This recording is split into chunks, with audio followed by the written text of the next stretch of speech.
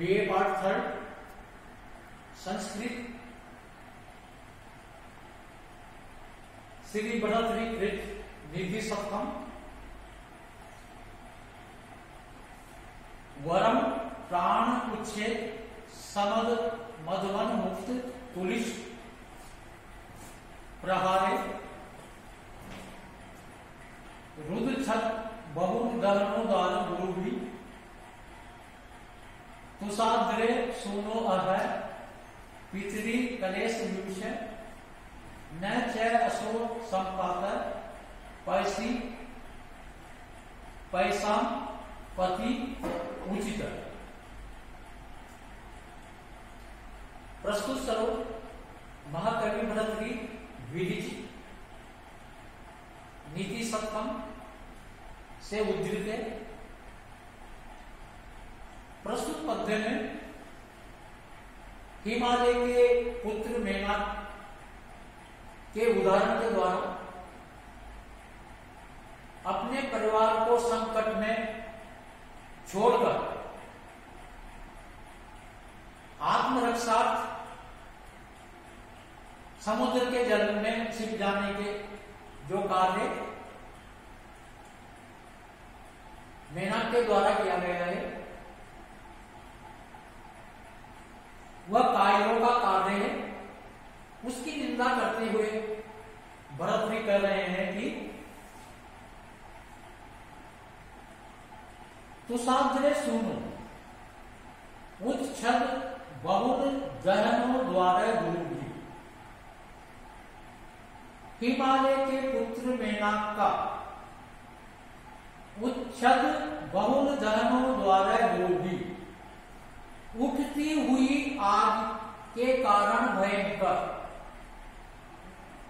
समद मधवन मुक्त पुरुष प्रहार मधुमत इंद्र के वज्र के प्रहारों से प्राण उच्छेद वरम प्राणों को छोड़ देना त्याग देना उचित था अर्थात ठीक था। हिमालय के पुत्र मेनाक का उठती हुई तेज आग के कारण भयंकर मधुमत इंद्र के वज्र के प्रहारों से प्राणों को छोड़ देना उचित था ठीक था, किंतु अह पितरी कलेश विभूषण के पिता के संकट ग्रस्त होने पर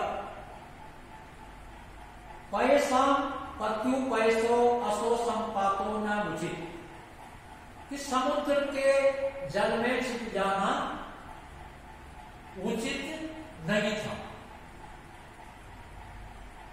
पिता के संकट ग्रस्त होने पर समुद्र के जल में छिप जाना उचित नहीं था। प्रस्तुत पद्य में भरतृ कहते हैं कायिक पुरुष की निंदा करते हुए भरतृ कह रहे हैं कि हिमालय के पुत्र मेनाक का उठती हुई तेज आग के कारण भयंकर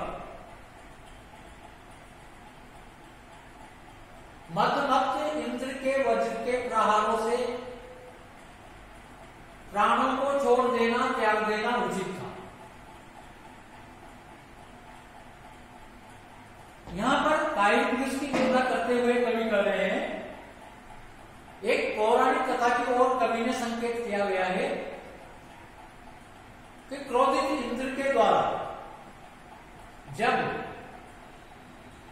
पर्वतों के पंख काटने का कार्य किया तो मेनाक ने अपने पिता हिमालय को छोड़कर समुद्र के जल में छिप गया था। उसी का वर्णन कवि यहां पर कर रहा है कि हिमालय के पुत्र मेनाक का उठती हुई आग के कारण भयंकर मदमत्त इंद्र के वज्र के प्रहारों से प्राण छोड़ देना उचित था, लेकिन अपने पिता के संकटग्रस्त होने पर आत्मरक्षार्थ समुद्र के जल में छिप जाना उचित नहीं था। प्रस्तुत पद्य में अपने बताया जा रहा है कि अपने परिवार के लिए, बड़ों के लिए, गुरुजनों के लिए यदि उन पे कोई संकट विपत्ति आती है तो अपने प्राणों को संकट में डालकर पहले स्वयं की सुरक्षा न करते हुए गुरुजनों, परिवार आदि की सुरक्षा करना चाहिए। यदि परिवार में संकट है और उसकी रक्षा नहीं करते और आत्मरक्षा स्वयं की रक्षा करते हैं तो संसार में वह निंदा का पात्र होता है। उसी बात को प्रस्तुत पद्य में मेनाक के उदाहरण से बताया है कि मेनाक के द्वारा समुद्र के जल में छिप जाना ये कायरों जैसा कार्य मेनाक के द्वारा किया गया है। इससे संसार में मेनाक का अपयश ही हुआ है। समुद्र के जल में छिप जाने की बजाय तो इंद्र के वज्र के प्रहार से प्राण त्याग देता तो वह भी उचित होता, अर्थात उससे भी मेनाक का संसार में यश ही बढ़ता। प्रस्तुत पद्य में शिखरणी छंद है। शिखरणी छंद का लक्षण है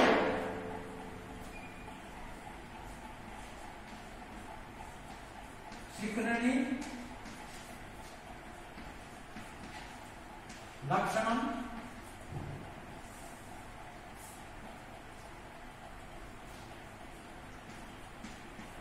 दस्ते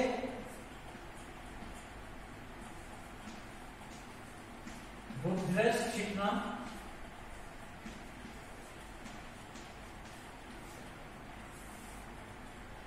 यमन सब लाभ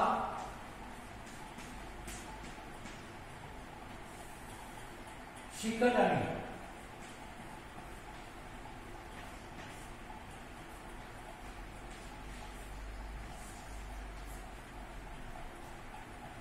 शिखरणी छंद में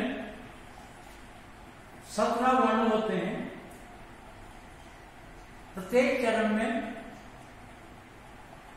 गणों का क्रम यगन, मगन, नगन, शगन, मगन और अंत में एक लघु और एक गुरुवर्ण होता है। शिखरणी छंद में 6 और 11 पर यति होती है।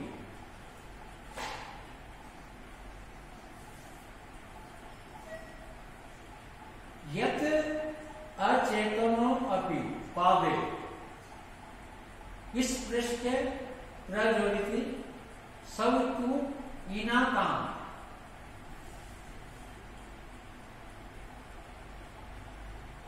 तत् तेजस्वी पुरुष परकृति निकटतम कथम शर्त।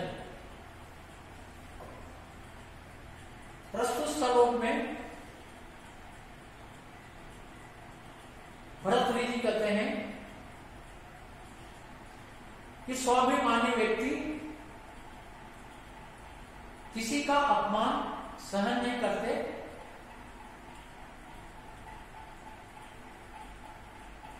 इसी तथ्य को सूर्यकांत मणि के द्वारा उदाहरण के द्वारा बताया जा रहा है। यत्र अचेतन अपि कि जो निर्जीव होते हुए भी इनाकांत सवितु पादे इस पृष्ठ सूर्यकांतमणि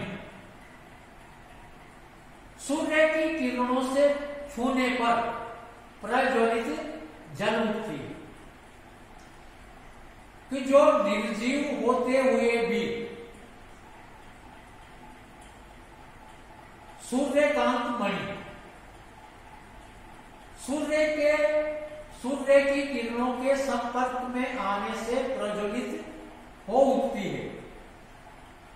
तत् तेजस्वी पुरुष है। तो तेजस्वी पुरुष सचेतन होता हुआ भी परिकृतम निकृतम कथम सहते, तो वह तेजस्वी पुरुष जो चेतन है वह दूसरे के द्वारा किए गए हुए अपमान को कैसे सहन कर सकता है। अर्थात स्वाभिमानी पुरुष दूसरे के द्वारा किए हुए अपमान को कदापि सहन नहीं कर सकता। तो यहां पर स्वाभिमानी व्यक्ति के स्वभाव का वर्णन करते हुए भर्तृहरि कहते हैं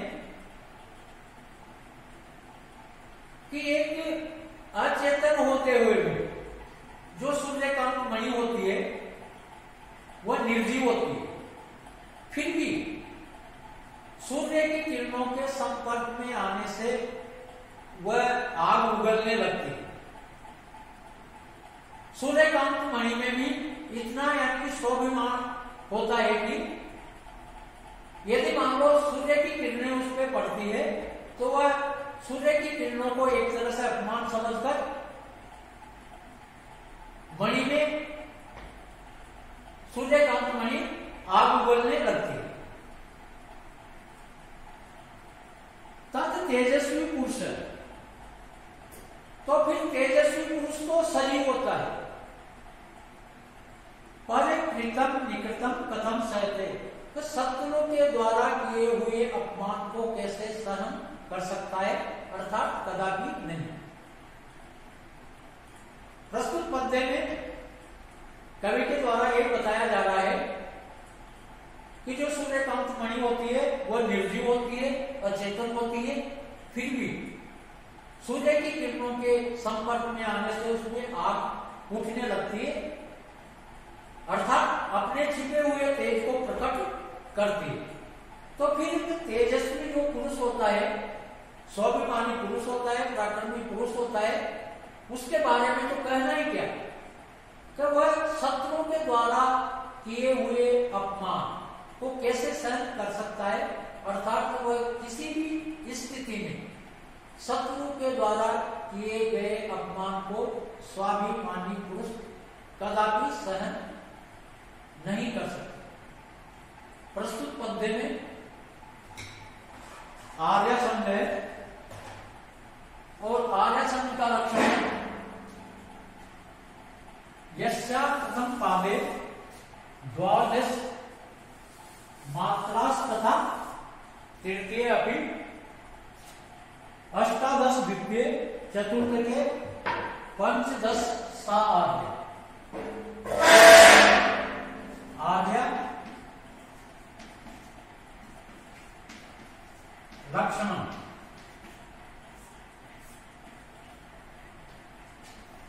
यस्या प्रथमे पादे द्वादश मात्रा तथा तृतीय अपि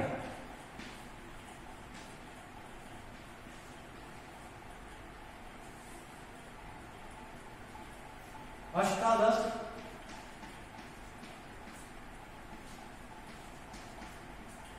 द्वितीय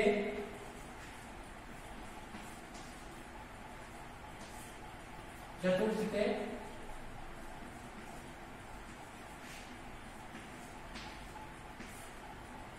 पंच दस सात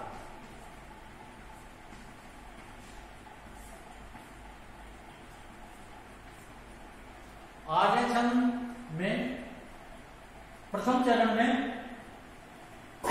12 मात्राएं होती है, तृतीय चरण में भी 12 मात्राएं होती है, आर्य चरण में द्वितीय चरण में 18 मात्राएं होती है और चतुर्थ चरण में 15 मात्राएं होती है, उसे आर्य चरण कहते हैं।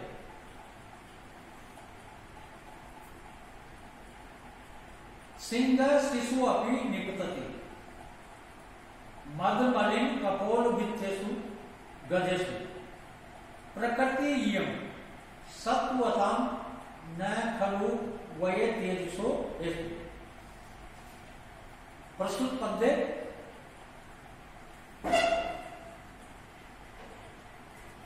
नीति सप्तम से लिया गया है। वीरता तेजस्वी पुरुषों का स्वाभाविक गुण होता है। इसी तथ्य को सिंह शावक के उदाहरण से कवि बता रहे हैं कि शिशु अपि सिंह मद मलिन कपोल वित्तेषु गजेषु निपतति। शिशु अपि सिंह, सिंह शावक भी, शिशु अपि सिंह, सिंह शावक भी मद मलिन कपोल वित्तेषु गजेषु निपतति। मद जल से मलिन कपोलों वाले हाथियों पर निपतति आक्रमण कर देता है। सिंह शावक भी मद जल से मलिन कपोलों वाले हाथियों पर आक्रमण कर देता है। यह सत्वता प्रकृति कि ये बलशालियों का स्वभाव ही है। यह सत्वता प्रकृति भवति कि ये बलशालियों का, पराक्रमियों का स्वभाव ही है। वय तेजसु हेतु न भवति खलु। अवस्था या उम्र, वय तेजसु हेतु न भवति खलु कि उम्र अर्थात अवस्था तेज का हेतु न होती है। तेजस्ता में उम्र कोई हेतु या कारण नहीं होती। यहां पर कवि के द्वारा यही बताया जा रहा है कि शौर्य प्रदर्शन के लिए छोटी और बड़ी उम्र आड़े नहीं आती है। इसी तथ्य को एक सिंह शावक शेर का जो बच्चा होता है उसके द्वारा समझाया गया है कि सिंह शावक मध्य जल से मलिन कपोलों वाले हाथी पर टूट पड़ता है अर्थात आक्रमण कर देता है। विशाल काय हाथी पर शेर का जो शावक होता है वह भी शिकार के लिए उस विशाल काय हाथी पर आक्रमण कर देता है। क्यों कर देता है कि ये जो बलशाली होते हैं, पराक्रमी होते हैं, उनका ये स्वभाव ही होता है। वही तेज से हेतु न भवति खलु।